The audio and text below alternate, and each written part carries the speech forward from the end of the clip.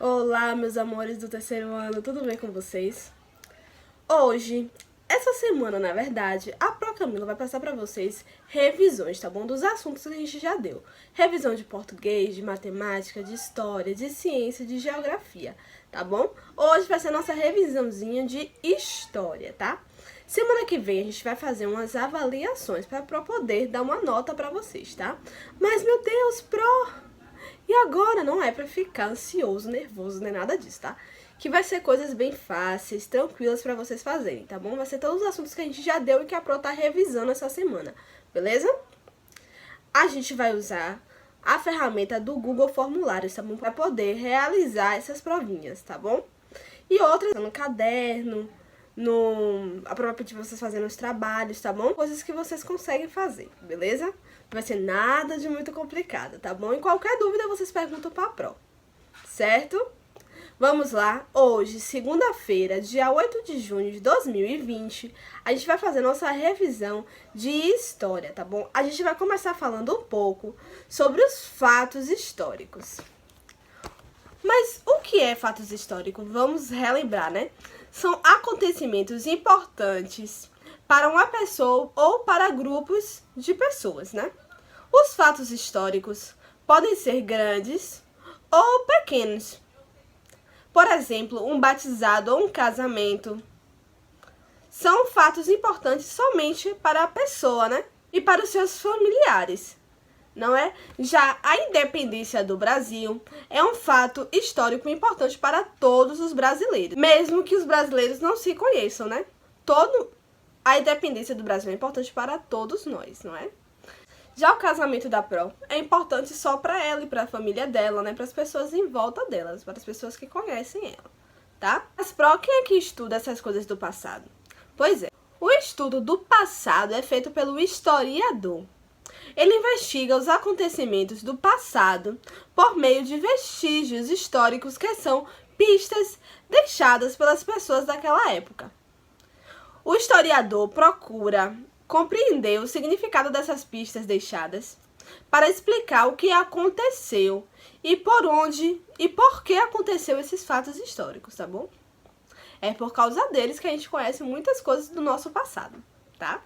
Agora a gente vai falar sobre a linha do tempo. Que aí, lembra da linha do tempo? Lembra que a Pro pediu para vocês fazerem uma linhazinha do tempo? Então, a gente vai relembrar um pouco agora sobre ela.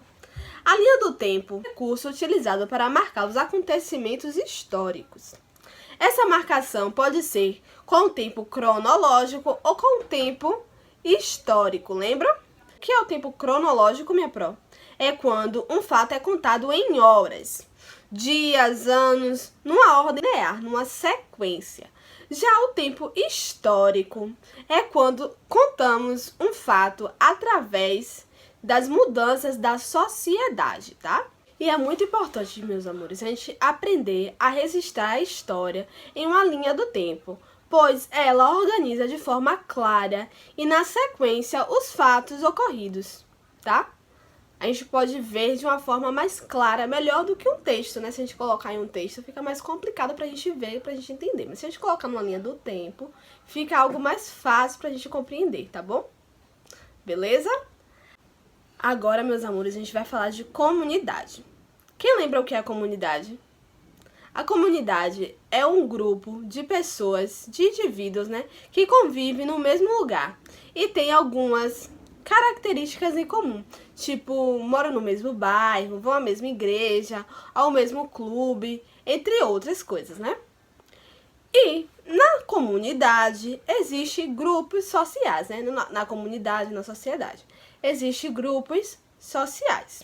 Os grupos sociais são um conjunto de pessoas que interagem e convivem porque têm interesses, cultura, crenças em comum. Todos nós fazemos parte de grupos sociais, né? Grupo social da escola, da igreja, né? Da escolinha de futebol, da aula de natação, né? Isso são grupos sociais, tá? Sabendo que existem pessoas diferentes que fazem parte de grupos sociais diferentes, podemos dizer que diversos critérios formam grupos sociais: nacionalidade, localidade, interesse, consanguinidade, crença, entre outros. A nacionalidade, a gente vai começar a falar um pouco sobre nacionalidade. A nacionalidade é um critério determinado pelo país onde cada pessoa nasce. Já a consanguinidade é determinada pelos laços parentais, estabelecido por filiação, pela família, né? São a nossa família. A localidade é o critério que determina se uma pessoa faz parte ou não de um grupo social a partir do local onde ela vive. Por exemplo, uma tribo indígena, né? Já, meus amores, o grupo social, que é formado pelas crenças, é uma convicção profunda por meio da fé, da doutrina de ensinamentos religiosos sagrados, tá bom? Portanto, meus amores, é possível perceber que as pessoas fazem parte de grupos sociais por diversos aspectos, né? Por causa de diversas coisas.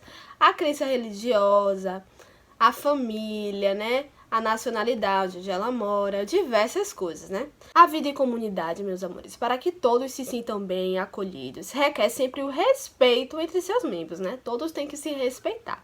Para que a ordem seja preservada, a cooperação solidária deve acontecer por meio da união de todos, né? Agora, a Pro vai passar para vocês uma atividadezinha, tá bom? Naquele Google formulário que ela falou lá na frente no vídeo, lembra no começo do vídeo? Então, vocês já vão começar a treinar ele hoje, tá? Vão lá responder as perguntinhas que estão lá no Google formulário, tá bom? É bem simples. Se vocês precisarem de ajuda, vocês pedem ajuda aos papais, tá bom? Então, pergunta a Pro. Vocês vão clicar lá naquele formulário e vão responder algumas perguntas, tá bom? Tem pergunta de marcar, tá bom? Pergunta de escrever, tem diversas perguntas lá, beleza? Beijinhos de luz no coração de cada um de vocês. Até mais. Qualquer dúvida, só perguntar a Pro, tá?